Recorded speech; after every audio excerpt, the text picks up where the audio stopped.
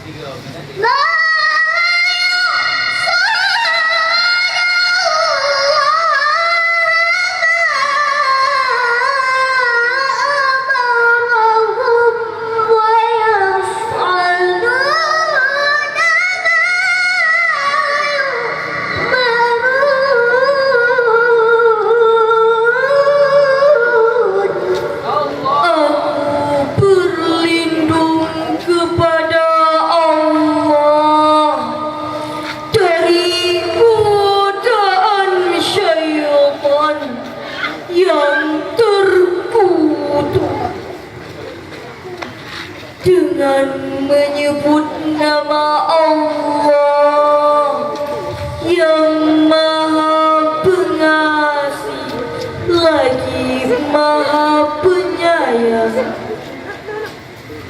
Hai orang-orang yang beriman, peliharalah dirimu dan keluargamu dari api neraka yang bahan bakarnya adalah manusia dan batu.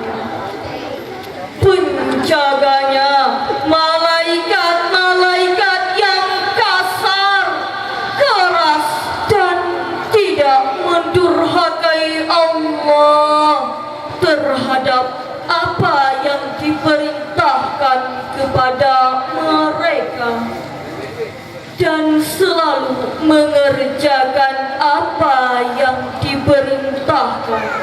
Hadirin yang berbahagia, kataku yang berarti jagalah, fi'lul amri min waqi.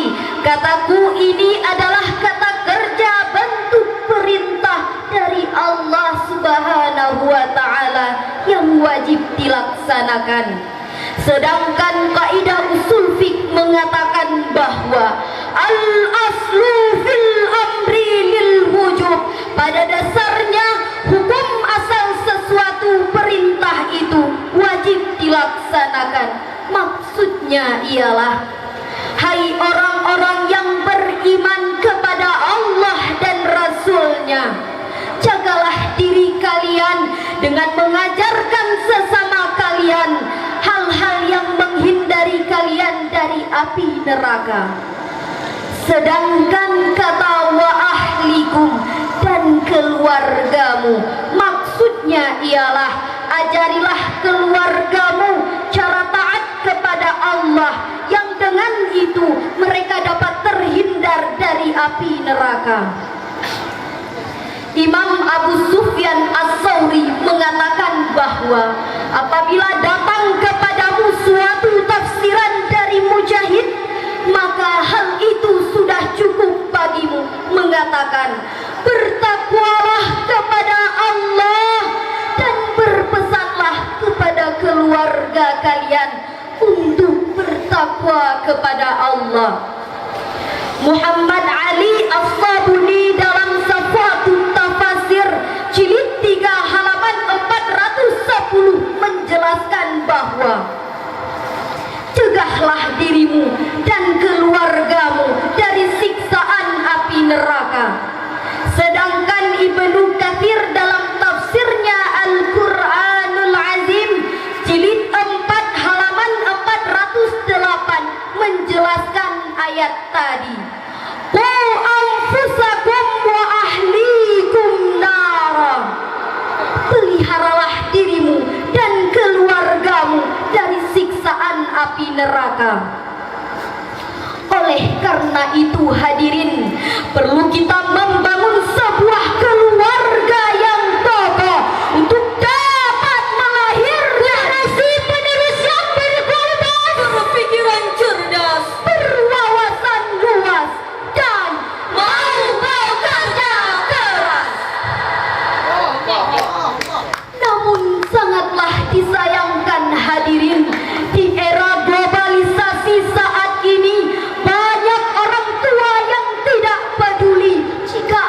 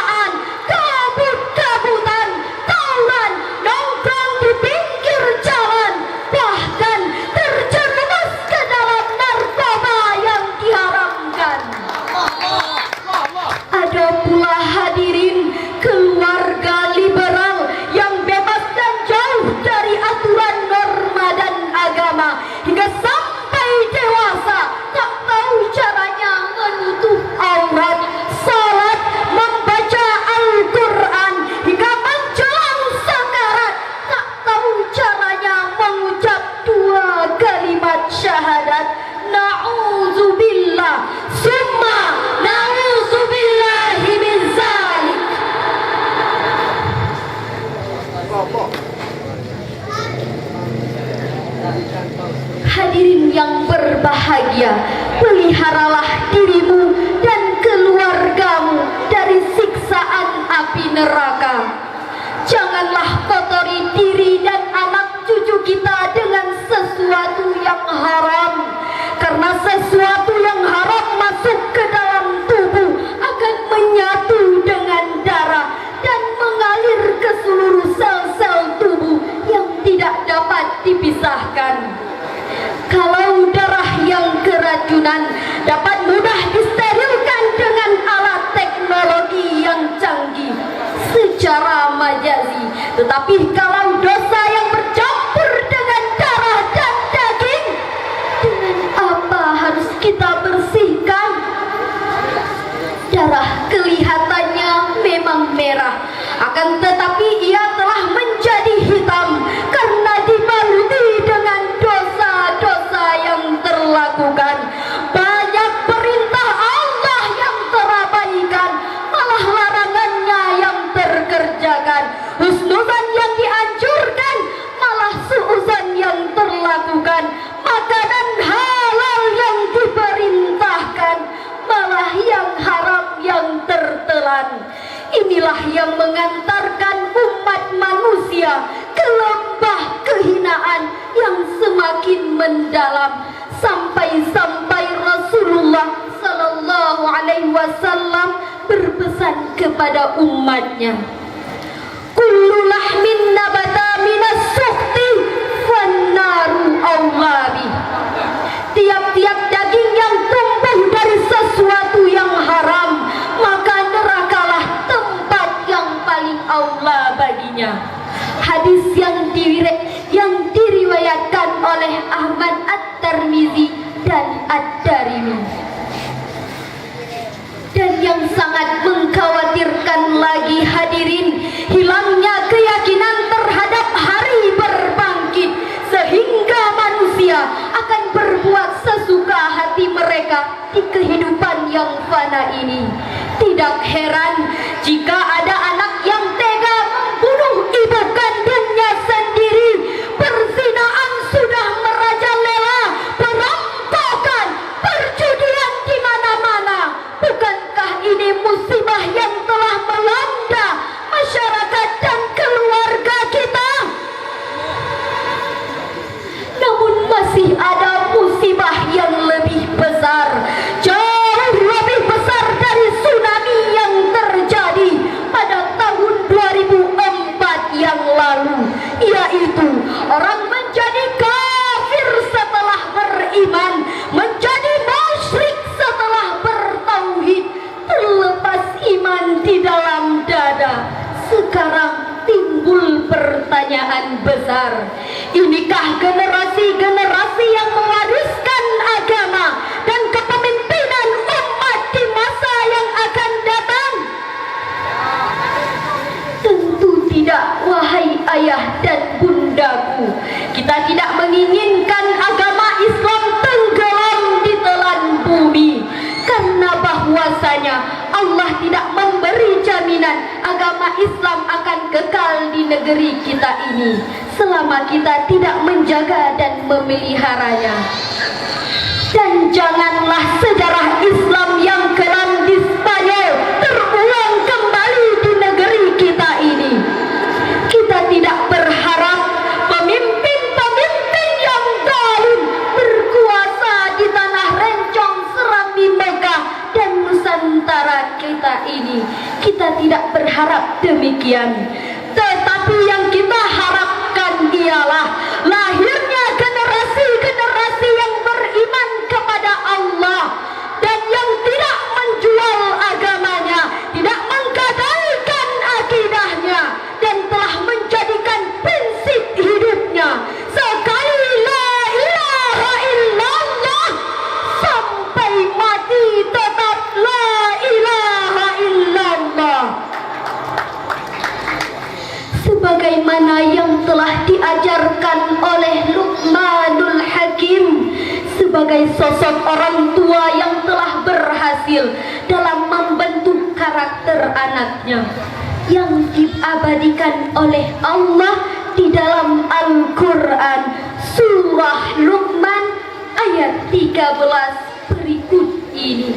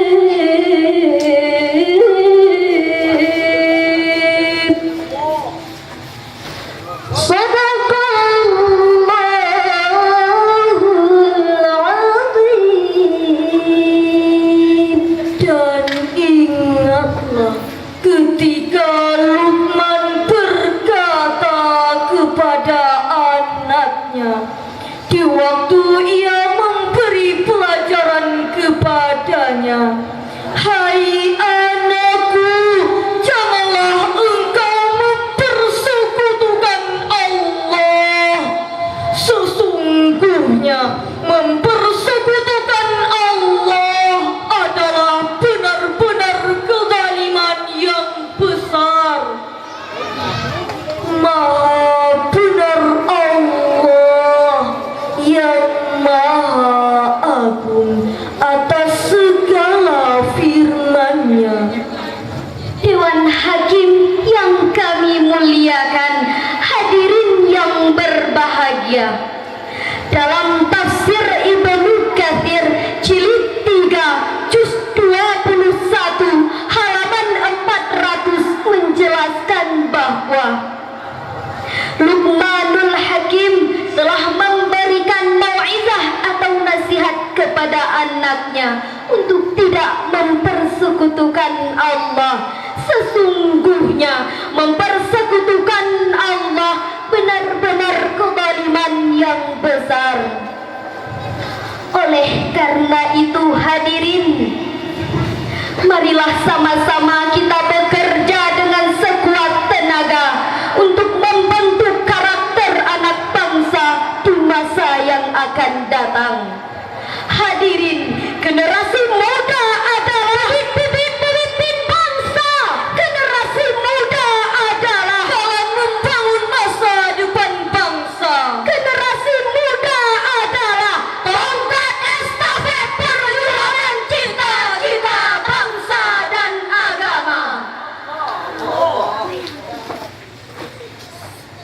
Demikianlah syarahan yang dapat kami sampaikan. Dari syarahan kami tadi dapat kita simpulkan bahwa yang pertama, pembentukan karakter seorang anak hendaklah dimulai dari rumah, yang selalu berupaya untuk menghindari perbuatan yang menggiring mereka ke jurang api neraka. Yang kedua, anak bangsa yang kita harapkan ialah generasi-generasi yang benar-benar beriman kepada Allah, yang tidak menjual agamanya dengan harga murah, apalagi berpindah agama menjadi kafir setelah beriman. Demikianlah syarahan yang dapat kami sampaikan. Terima kasih atas segala perhatian. Mohon maaf atas segala kekurangan. Billahi